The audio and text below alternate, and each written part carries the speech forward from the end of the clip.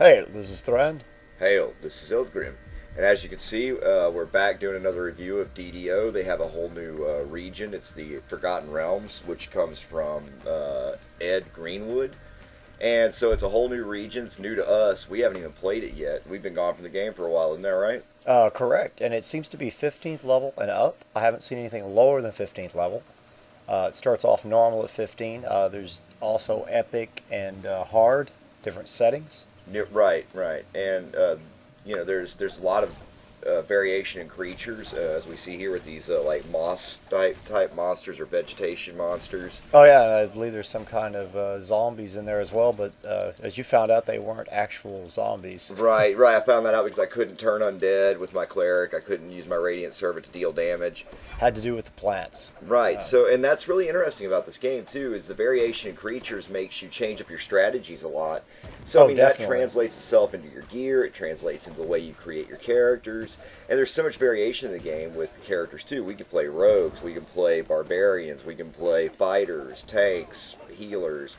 There's so much you can do with it that's just it never stops being fun. And like you just saw the dire bear, and now we're right here. We're attacking a mage with really incredibly smart AI to stand behind the statue and cast at you and know that he needs to. Right, he was hiding right there, and I just happened to discover him as we were.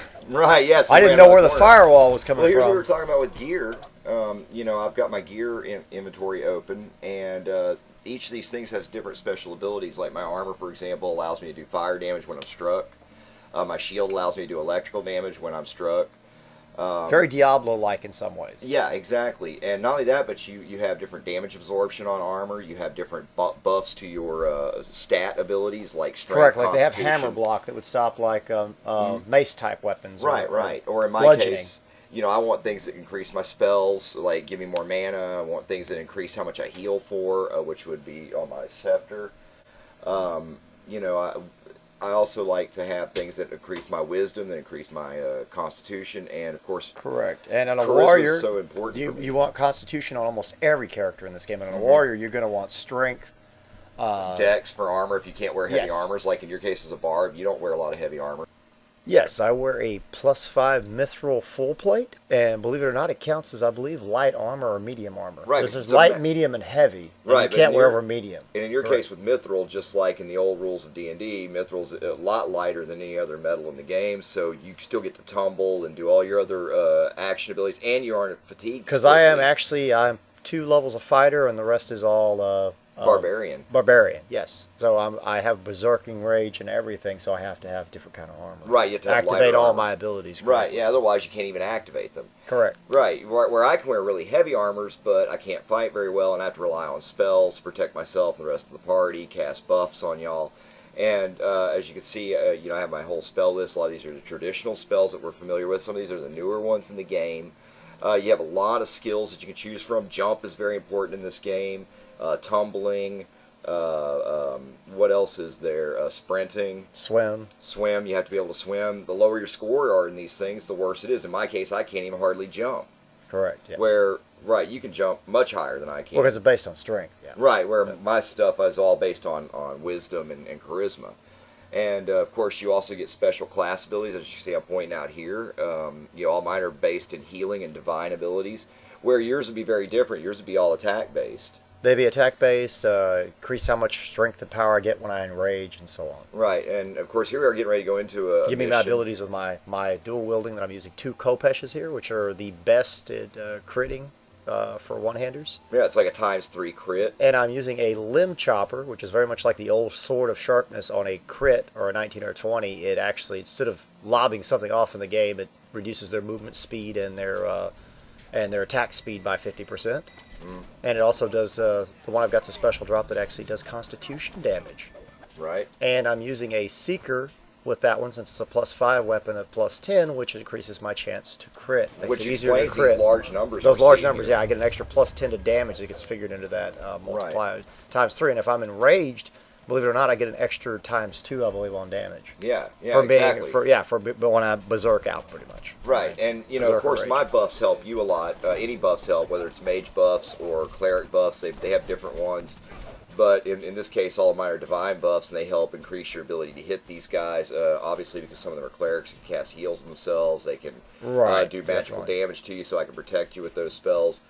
And I'm noticing that, like, with that limb chopper, it's got a really groovy design to it, like really gnarly looking. Oh and yeah, it's that's really a special nice. drop. We Yes. we both picked those up on our Yes, it's hard. barbarians. It's not that hard to get. If you get to the level to get it, it is easy to get. But it's and you also get to modify it. I added the Constitution damage. You also get a choice between other abilities you get to add to it. But that's back in the Eberron. We're just now discovering the new gear that's come out in the Forgotten Realms region. Oh, it's very nice. Yes, very, it is. Nice. That's what I'm excited about. Like my armor that I got just in this region in the past few hours that we've played this, I got armor that's new and better. I can now help do damage by being attacked. I can do fire damage. My shield allows me to do lightning damage.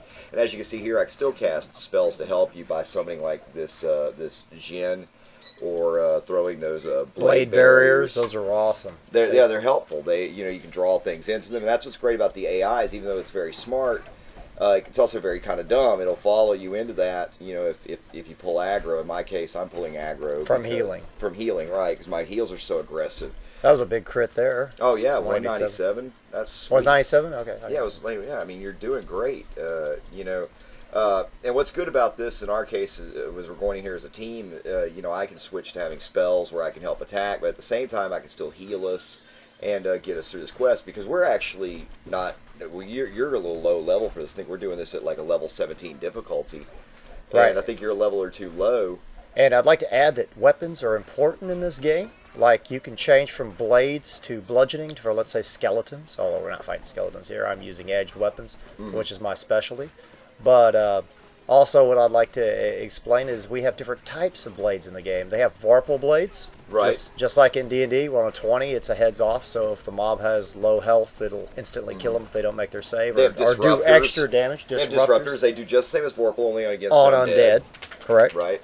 Here we go with the Flame Strike. That's a good one. And I have a Paralyzer. I don't know. It comes up here in a little bit. I've switched to a Paralyzer and a Vorpal blade on these guys because apparently, they're just living creatures. So you see this one guy paralyzed. Behind you, there he is. Yeah. Right. And if you see anybody turn blue for a second and just fall over, that's the Vorpal going off. The Vorpal going off. Look, and getting and a see, 20. you're getting these paralyzes all over.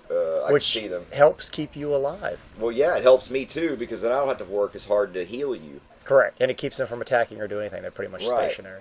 Now this shaman's pretty tough. I just broke his armor there. Yeah, I saw that sunder. Yeah. And I put my roll up so they can actually see the traditional rolls on the D20. Yeah, That's one thing I love about this game. It It rolls shows the adds D8s for everything up. damage. It rolls Correct. the D6s, whatever your weapon is, whether it's a rapier or a longsword or Kopesh in your case, or in my case a mace. I'm doing a D6 plus all my bonuses. Of course, I don't get those because I lack strength.